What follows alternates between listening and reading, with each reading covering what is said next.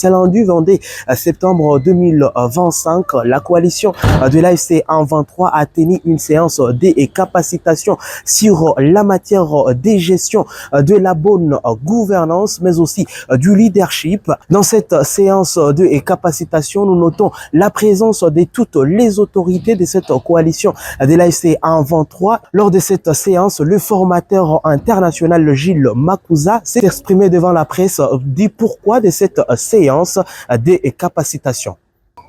Normalement, ce sont des assises de capacitation du leadership du mouvement AFCM 23 où nous avons été conviés pour assister techniquement dans le cadre de dispenser certains modules en matière de gouvernance, du leadership, de la territorialité, de la communication et mobilisation communautaire, ainsi que tout ce qui va de pair avec la gestion de la communauté par rapport au conflit, ainsi impulser l'équipe dans le cadre de nouvelles approches de la résolution des conflits, mais aussi de solidifier les actions concrètes qu'ils ont déjà commencé à entreprendre et que nous avons discuté avec l'équipe de comment améliorer et surtout le faire mieux plus qu'avant, parce que c'est ça l'intention, c'est ça l'essence même, et ça le motif même de l'existence du mouvement. Donc nous apportons notre assistance technique, mais des gens, ils ont cette vision, ils ont entrepris beaucoup de démarches, beaucoup d'initiatives pour concrétiser ce qu'ils ont dans leur vision. Normalement, les points clés sont autour de 6 points. Nous avons beaucoup parlé par rapport au leadership et gestion organisationnelle, à la gouvernance. Nous avons encore parlé à la gestion du personnel, y compris administratif et gestion des ressources humaines. Nous avons aussi développé par rapport à la territorialité, comment gérer les entités décentralisées, comment assurer la communication fluide entre l'hiérarchie au niveau de la coordination, mais au niveau des gouvernorats, mais aussi au niveau des entités décentralisées jusqu'au chef des quartiers. Voilà, nous voulons apporter cette contribution en fait de s'assurer que tout ce qui s'est fait, la population en bénéficie de plus. Parce que le travail qui se bat aujourd'hui, c'est un travail qui vise à offrir une qualité de service au niveau de la population, mais aussi de construire un état de droit. Donc, cette démarche va continuer, c'est pas la fin. Aujourd'hui, nous avons certaines sessions que je viens d'énumérer, y compris aussi la communication et la mobilisation communautaire.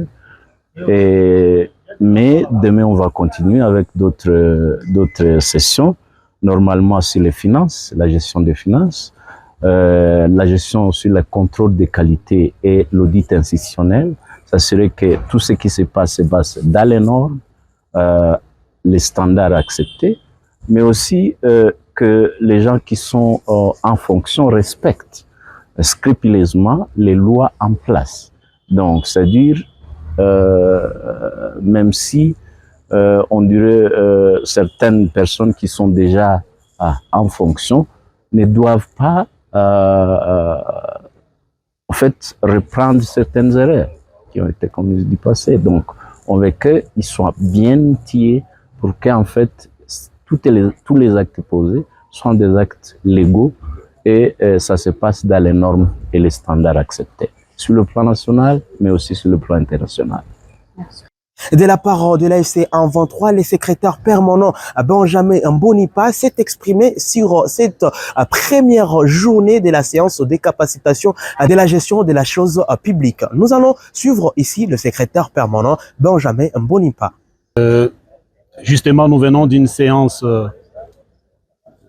qui traite sur la bonne gouvernance, un séminaire de capacitation où nous voulons, au sommet de l'organisation, jusqu'à tous les niveaux, tous les échelons de l'administration publique, que nous puissions apprendre des éléments qui vont nous aider à transformer ce pays, à transformer la gouvernance, une nouvelle gouvernance au profit du peuple, où il sera basé sur la redevabilité et la transparence, que tout ce que nous allons faire, que nous le fassions ensemble avec la population. Raison pour laquelle, du sommet de l'organisation jusqu'au niveau des gouverneurs de province, en passant par les chefs de département et tous les hauts cadres de l'organisation, nous avons subi la formation et le renforcement des capacités en matière de l'administration publique, de la bonne gouvernance et de la justice équitable. Et c'est la première étape où nous avions parti avec le management de l'organisation, c'est-à-dire les coordonnateurs politiques, ces deux adjoints, les coordonnateurs adjoints en charge des questions politiques, juridiques et diplomatiques, et les coordonnateurs adjoints en charge de l'économie, développement et mobilisation. Tous les deux secrétaires permanents et secrétaire permanent adjoint, les directeurs des cabinets, les gouverneurs de province et leurs vice-gouverneurs, et les chefs de département et à tous les niveaux des hauts cadres qui constituent le management de l'organisation. Suivra maintenant l'étape des maires des villes, les responsables des entreprises publiques, et puis aller avec des départements qui gèrent les régies financières jusqu'au niveau des administrateurs des territoires, des maires des villes, des bourgmestres, jusqu'aux chefs des cités, les chefs des centres et les chefs des chefferies. En quittant là-bas, on va aller jusqu'au niveau des quartiers, des chefs des cellules, chefs d'avenue et les chefs des 10 maisons qu'on appelle les Nyumbakoumé. Nous voulons donc réformer pour apporter une ère nouvelle pour que le peuple congolais sache et vive le changement en vrai sens du mot.